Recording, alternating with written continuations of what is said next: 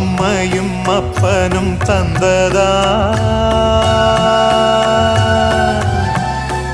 இல்லை ஆதியின் வல்வினை சூழ்ந்ததா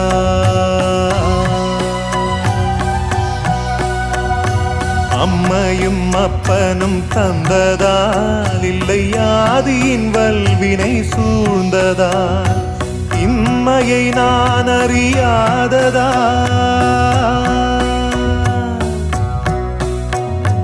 இம்மையை நான் அறியாததா